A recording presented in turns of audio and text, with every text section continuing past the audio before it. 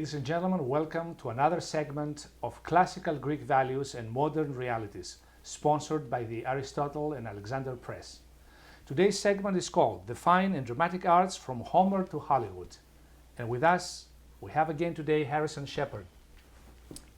Thank you, Dmitry. It's really easy to relate modern realities in the fine and dramatic arts to classical Greek values, and to talk about Homer to Hollywood. The first great epic hero in our literature was Achilles.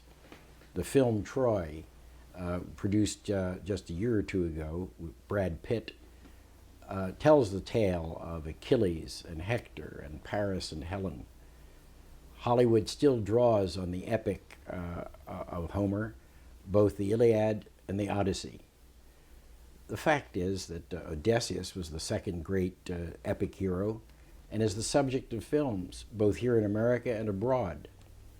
But the very nature of dramatic art and theater has its origins in Greece. Aeschylus, Euripides, and Sophocles were the great founders of Western drama, tragedy, and comedy.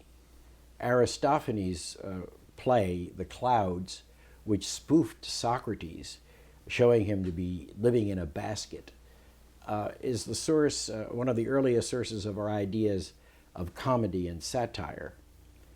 The idea that the dramatic arts on the tragic side is something that, according to Aristotle, allows us to experience pity and terror vicariously, is something that we certainly still see in Hollywood's movies.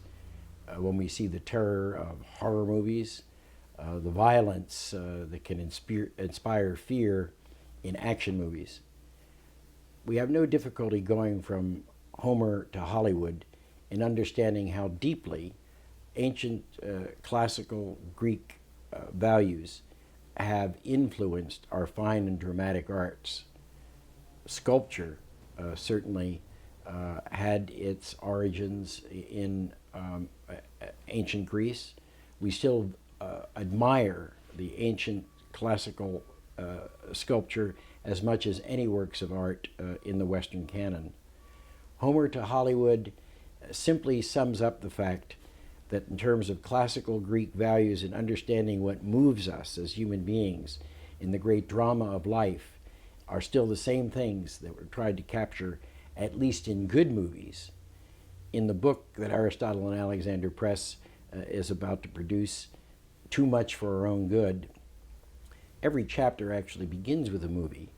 It begins with a movie to set the scene for a serious discussion of how our economic lives, our social lives, our political lives have been adversely affected by our loss of some of our classical Greek values.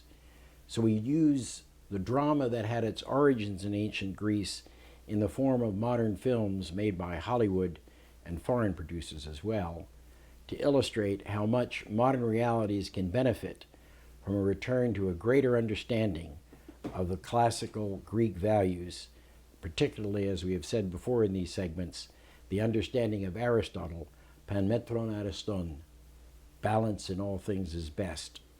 So while drama deals with the highs and lows of human experience, the classical Greek value of moderation can also be seen to be reflected in our modern realities in terms of what we should aspire to in remembering those classical Greek values. Harrison, what do you think the ancient playwrights or even the people of ancient Greeks would think about these big budget action movies today? Well, the ancient Greeks in their theater certainly appreciated action. I think that both the playwrights and the people, sophisticated people of ancient Greece, would have distinguished in these big budget action movies between movies that really had a point to all the violence that we see in those movies. I think they would have found a lot of it silly and childish. Certainly there was violence in the ancient Greek plays. There were murders in Medea, and Oedipus tears his eyes out at the end of the play. But those acts of violence, and customarily, by the way, when Oedipus takes out his eyes, it's done off stage, those acts of violence had a point. In the case of Oedipus, for example, his blinding himself is a metaphor for the fact that he sees now that he did not see, that he was blind, and blinds himself physically to gain new inner insight. So I think that the ancient Greek playwrights would have appreciated action movies if there was any point to the action. But gratuitous violence that doesn't have a reason for being in terms of illuminating some aspect of our human condition, I think that they would have found frivolous. Unlike the Romans, the ancient Greeks did not seem to be much interested in spectacle for its own sake. They were much more deeply interested in the human drama, the drama of the human condition. So I think that they would not have approved or appreciated or celebrated these big budget action movies if they were senseless violence instead of some drama that told us something serious about ourselves. Thank you very much, Harrison. Ladies and gentlemen, please join us next week. The topic will be the idea of the hero, human greatness in thought and action. The series is sponsored by the Aristotle and Alexander Press. Until next Saturday, thank you and have a great week.